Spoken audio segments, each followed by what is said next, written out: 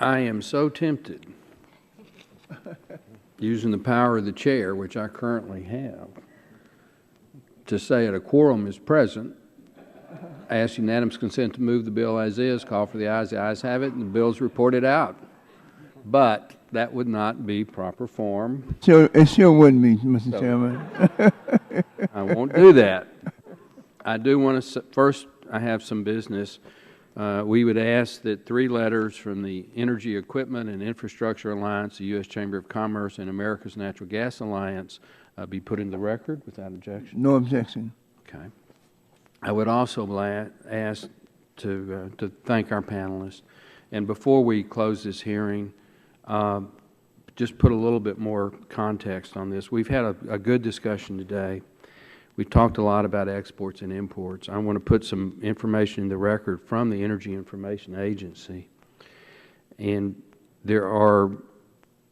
we import about 9 million barrels of petroleum products a day, but we export about 4 million. So on a net basis, it's about 5 million barrels per day of imports.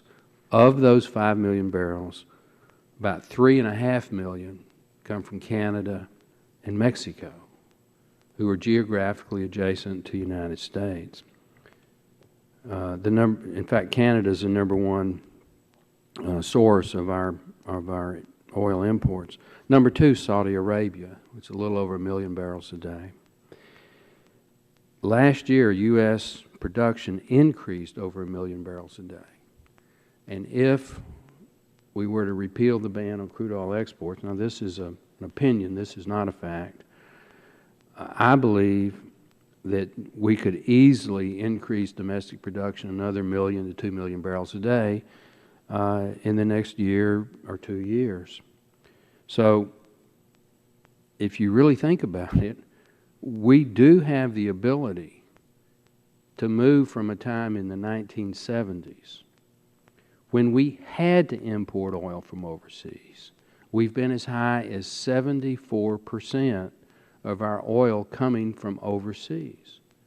We now have the capability that the only oil we import is not by necessity, but because of economic availability.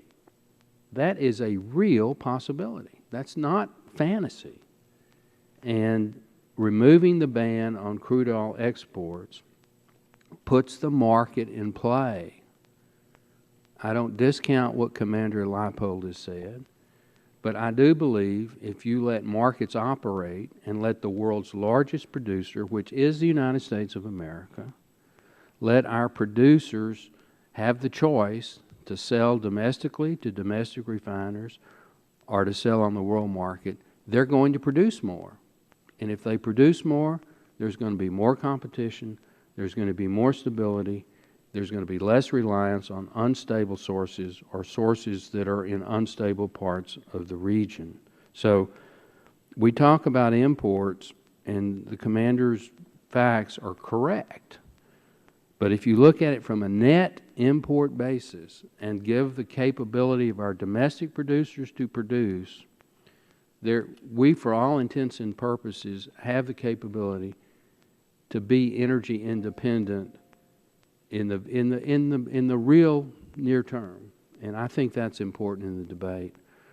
Chairman Whitfield has asked me to indicate, and so has Chairman Upton, that this is an issue that is got a real chance to be marked up.